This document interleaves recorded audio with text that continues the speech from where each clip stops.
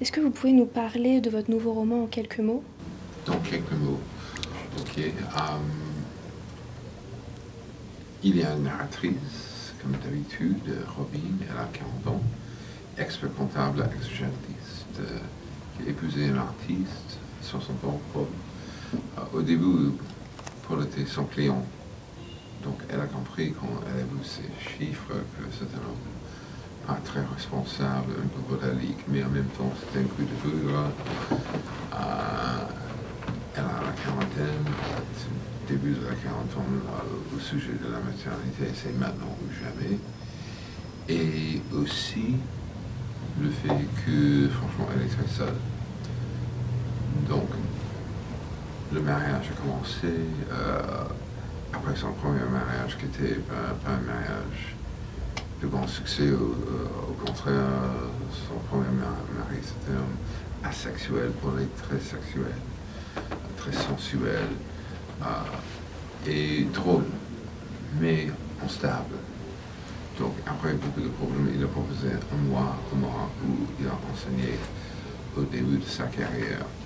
Et au Maroc, elle découvre la ville mythique et souveraine sur la côte atlantique et le fait qu'elle s'adapte au rythme des couleurs, les sensations de l'Afrique du Nord. Tout est stable, ils ont décidé de faire un enfant, et puis elle découvre un secret absolument horrible. Et à cause de ça, pour disparaître, la police a pensé immédiatement, elle l'a assassiné, elle fuit pour chercher Paul, et elle fuit du milieu d'un cauchemar de plus en plus. Pourquoi? Il faut lire le roman. Le truc ici, en fait, avec des décors très différents, Casablanca, Essaouira, Ouarzazate et puis le Sahara. Mirage, c'est un grand voyage, une aventure et aussi un cauchemar très moderne, mais avec une grande métaphore au sujet des mirages. Est-ce que c'est vrai que peut-être l'amour est un mirage ou pas? Avec Mirage, vous décidez une fois de plus de traiter une tragédie amoureuse. C'est un thème qui revient souvent dans vos romans. Pourriez-vous nous dire pourquoi ce concept vous inspire autant? Tout le monde vit dans un couple ou a vécu dans un couple ou va vivre dans un couple.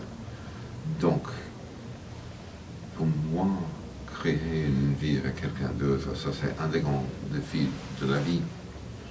Et franchement, regardez le taux des divorces ou des ruptures, c'est partout, donc c'est très difficile. Et peut-être dans un couple, le truc, tout le monde a des choses pathologiques. Il y a des choses pathologiques légères et dures, ou glauques.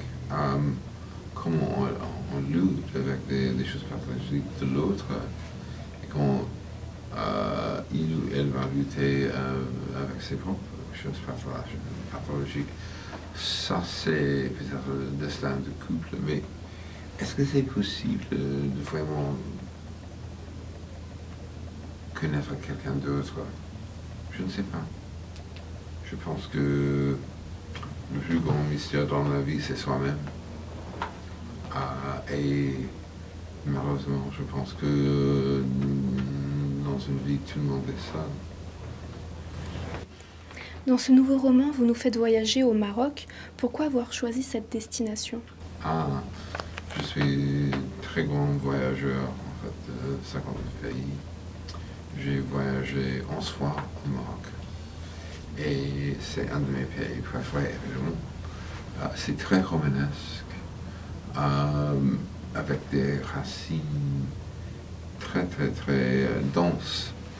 Il y a des racines françaises, il y a des racines musulmanes, c'est un pays musulman, mais en même temps, il y a un aspect très séculaire et des régions qui sont complètement différentes. En fait, le Maroc, c'est immense.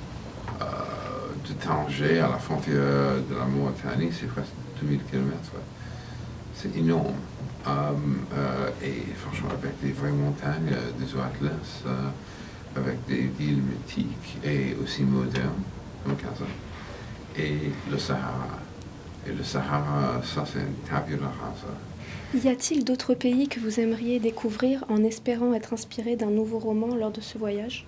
Oh, j'en suis sûr de ça. En fait, je vais revenir pour la 11e fois en Australie, en fait, fin juin. Je vais refaire le voyage que j'ai fait il y a 24 ans maintenant, mon Dieu. Quand j'ai écrit Cul-de-sac, je vais en fait traverser le nord de l'Australie dans un 4x4 seul. Le tout pour moi, voyager, c'est toujours une narration.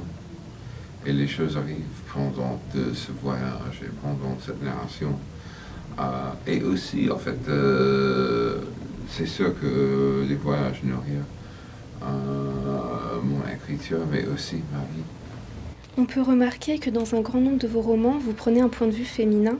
Comment trouvez-vous aussi bien les mots pour vous mettre à la place des femmes? Ce n'est pas comme je trouve des bons mots. Dans la vie, je fonctionne comme une éponge. J'absorbe tout, en fait. Je dis beaucoup de fois, si on est écrivain, le diable est dans des détails. Et donc, le sujet pour moi, c'est toujours la vie des autres. Donc, je pose beaucoup de questions quand je rencontre quelqu'un. Parce que tout est de matériel.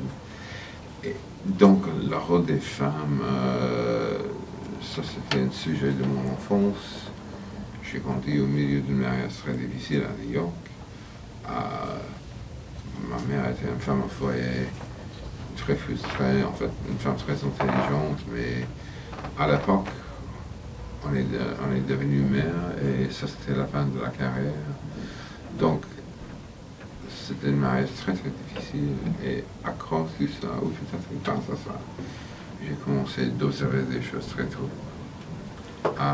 Et j'ai un point de vue très féministe, mais aussi avec une certaine clarté. Tout le monde crée sa propre prison, tout le monde.